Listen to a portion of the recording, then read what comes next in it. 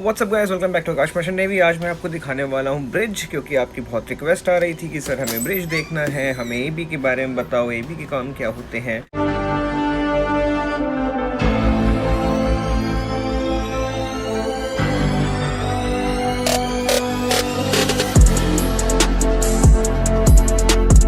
And I know it's being a long, मेरी videos अभी फटाफट नहीं आ पा रही है बिकॉज ऑफ सम रीजंस। तो ऐसा ही है गाइस, काम करना पड़ रहा है यहाँ पे भी, तो टाइम नहीं मिलता है। तुम्हारे सर को काफ़ी थक जाता हूँ मैं, बट तुम भी ज़रूरी हो मेरे लिए, तुम सब भी बहुत ज़रूरी हो। And thank you so much for your lovely donations, जिन्होंने भी पेटीएम से डोनेशन की है और गूगल पे से। Thank you so much brother. And चलिए आज आपको दिखाते हैं थोड़ा इंटरव्यू सेशन। यहाँ पर हमारे जो सेकेंड ऑफिसर हैं विनय, उनका थोड़ा सा इंटरव्यू लिया था, तो उसके बारे में आपको दिखाते हैं। So guys, he is our second officer and he will tell you about the job of a navy. बताइए आप। तो इनका काम होता है यहाँ पे सब कुछ मेंटेन करना। भाई तुम्हारे शिप पे कितने बंदे आ रहे हैं, जा रहे हैं, उनका कैबिन दिखाना एक बार। उनका कैबिन है यहाँ पे कि भाई कौन से कैबिन में कौन रुका हुआ है। ये हमारा प्यारा जैकब बार्ज है जिस पे हमें बहुत गर्व है। तो गाइस ये देखो, यहाँ पे आप देख सकते हो ऑफिसर को खाली यहाँ पे एंट्री है और कोई बंदा यहाँ पे नहीं चाहिए।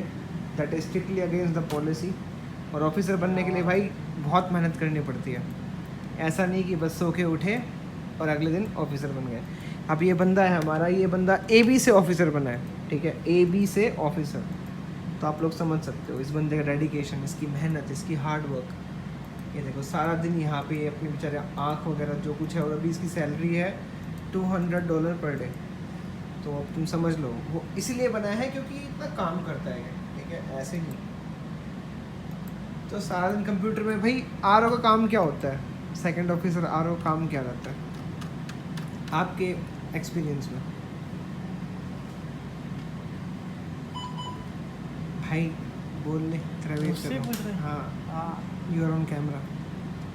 तू कैमरा भाई ये मेरा बेस्ट फ्रेंड है वैसे, मैं सेकंड इंजीनियर हूँ, ये सेकंड ऑफिसर है, एक ही बात है। तो मतलब क्या कहना चाहोगे, डेक का काम कैसा रहता है? What do you think about the deck? Deck में आना अच्छा है या इंजन में आना अच्छा है आपके हिसाब से, फ्रेशर बंदे को? डेक में आना अच्छा है। डेक में आना सही है भाई। डेक में आना अच्छा है। ओके, क्यों? तो डेक में एक तो रिस्पॉन्सिबिलिटी कम रहती है और अपना सीखने का बहुत तरीका होता है, और सीखने के लिए तुम्हारे पास बहुत टाइम भी मिलेगा, और सिखाने के लिए तुम्हें ऑफिसर भी हमेशा अवेलेबल रहेंगे। लेकिन आपने हमेशा फॉरेन ऑफिसर के साथ काम किया, कभी इंडियन के साथ काम नहीं किया, तो उसके बारे में आप क्या कहना चाहोगे? फॉरेन ऑफिसर कैसे होता है? फॉरेन ऑफिसर बहुत अच्छे हैं। वो पहली बात तो आपको उंगली नहीं करेंगे। जस्ट कोई काम करना है तो कंटिन्यू करते रहो, उसको कोई उंगली नहीं रहेगा, और आप उस काम करके दिखाओ उसको, इसके बाद वो पूरे दिन आपको छोड़ देगा, कोई टेंशन नहीं रहेगा। उनके लिए उनको समझाना बहुत अच्छा रहता है, हम समझा सकते हैं किसी काम के लिए। लेकिन अभी तक तो मैंने इंडियन ऑफिसर के साथ नहीं काम किया है, तो मुझे उसके बारे में आइडिया नहीं है कि उनका क्या एटीट्यूड है क्या नहीं, तो इसके बारे में मैं नहीं बता सकता। लेकिन मैं फ़ॉरेन के बारे में जो बताया वो बहुत अच्छे हैं, और काम करने के मामले में और करवाने के मामले में दोनों तरीके से वो बहुत परफेक्ट है। आपके हेल्प भी करेंगे और आपको सिखाने के लिए पूरा टाइम देंगे। आपको जो भी कोई प्रॉब्लम होगा वो आके खुद आपको डेक पे बताएंगे कि ये प्रॉब्लम है, ये ऐसे करो वैसे करो।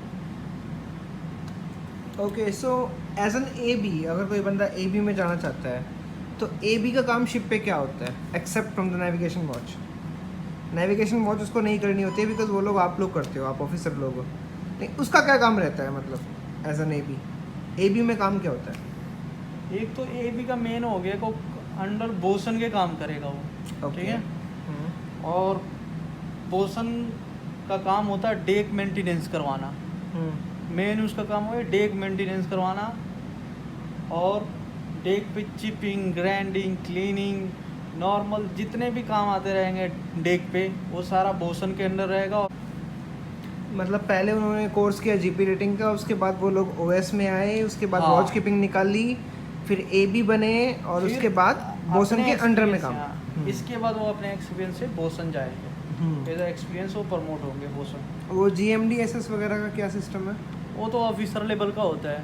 वो आपको कैडेट हैं तो कैडेट लोग अक्सर उनको जीएमडी एसएस चाहिए, उनको अगर सेकंड मेट करना है तो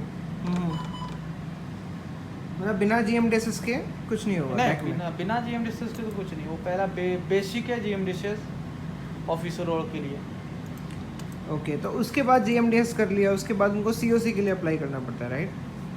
तो COC के लिए अप्लाई करना। आपके हिसाब से Indian COC, UK COC, Singapore, Honduras, कौन सी बेस्ट COC है? आई होप दिस, ये तो कैडेट के बैकग्राउंड पे पता चलता है, तो उसका बैकग्राउंड कैसा उस हिसाब से वो ज्वाइन कर ले। अगर इंडिया में करे तो बहुत मुश्किल है, और इंडिया में डॉक्यूमेंटेशन बहुत मतलब सिस्टम level बहुत का। बेकार है उसका डॉक्यूमेंटेशन का। बाकी आप यूके जाओ, UK COC Indian COC same है, उनकी कहीं भी जाओ मार्केट में वैल्यू सेम है। तो आप बेटर है, अगर आपके पास बैकग्राउंड अच्छा है तो आप यूके जाओ करो, और वहाँ पे मतलब आसानी से पास भी कर लोगे और आप COC भी लेके आओगे। इंडिया में तो आप किसी से भी पता कर सकते हो, जो आपके नियर कोई ऑफिसर हो या कोई। काफ़ी हार्ड है इधर पास करना हार्ड नहीं है यहाँ पे, डॉक्यूमेंटेशन का बहुत है, क्वेश्चंस डॉक्यूमेंटेशन बहुत होता है। तो उतना ज़रूरत नहीं पड़ती है। यूके उसका- निकाल लो, टेंशन खत्म। या तो यूके COC निकालने के बाद सैलरी कितना मिलती है पर डे पे एज एन सेकंड देखो, ऑफिसर? ये तो डिपेंड है अपनी कंपनी पे ना। अगर कोई अच्छी कंपनी है आपको $70 पर डे देती है from starting as a fresher. अगर कंपनी अच्छी है तो 100 दे देगी एज अ फ्रेशर। आपको बता दें कि मैं ऑफशोर की बात कर रहा हूँ, मेन फ्लीट की बात नहीं कर रहा हूँ। Yes yes I know. मतलब ऑफशोर मेन फ्लीट में बढ़िया कौन सी है आपके हिसाब से? मेरे को तो ऑफशोर अच्छी लगती है मेन फ्लीट से, सीरियसली। मेरी सैलरी बात अभी है, लाइक मैं- $200 पर डे है, तो मेरे को तो ऑफशोर अच्छी लगती है। तो मैं एक बात बोलूँगा, मैंने तो कभी मेन फ्लीट में किया नहीं है, तो मैं उसको बुरा या अच्छा नहीं बोल सकता हूँ, जो भी हो। अगर मेरा एक्सपीरियंस होता तो मैं ज़रूर बोलता कि वो ऑफशोर बुरा है, ये अच्छा है। अगर मैं ऐसा ज़रूर बोलता, लेकिन मैंने आज तक कभी मेन फ्लीट में किया नहीं है, तो इसके बारे में थोड़ा सा भी आइडिया नहीं है। ओके। लेकिन ऑफशोर में मैं अभी तक कर रहा हूँ फ्रॉम स्टार्टिंग टू नाउ। मुझे बहुत अच्छा लगा ऑफशोर में। मैं अपने फैमिली से भी मिलता रहता हूँ 3-3, 2-2 महीने पे, तो इसलिए ऑफशोर मेरे लिए बेटर है ऑफशोर। और मैं मेन फील्ड में काम नहीं किया, तो इसलिए मुझे आइडिया नहीं है कि मेन फील्ड का क्या है। और खाना पीना कैसा है यहाँ का? खाना पीना तो बिल्कुल 5 स्टार होटल जैसा है, अब इससे ज़्यादा मैं क्या बोलूँ। वो खाना हम उसको सबको बिल्कुल पता है। So guys, this is the second engineer and this is the second officer. Thank you so much for sharing so much knowledge with us. And I hope कि आप सबको पता लग गया होगा कि AB का काम क्या है, उसके बाद क्या करना है, उसके बाद क्या करना है। So he is really a hard working guy. अभी आप देख सकते हो यहाँ पे रात के क्या टाइम हो रहा है? Okay, it's now 1:15, okay? And still this guy is working. ये बंदा अभी भी काम कर रहा है रात के 1:30 बजे। सो भाई ये है लाइन मर्चेंट नेवी की। डोंट थिंक कि बस खाली यूनिफॉर्म पहन के बैठना होता है, यहाँ पे काम करके दिखाना पड़ता है और उसी की आपको सैलरी मिलती है। So this is Aakash merchant navy taking sign off. Thank you so much brother for sharing the knowledge. May you live long, और आप हम चाहते हैं कि आप कैप्टन बनो अपने फ्यूचर में। So this is the bridge guys, you want to see the bridge, that is the bridge, okay. और मिलते हैं आपसे अगले सेशन। जब तक के लिए अपना ख्याल रखिए, माँ बाप का ध्यान रखिए। I love you all.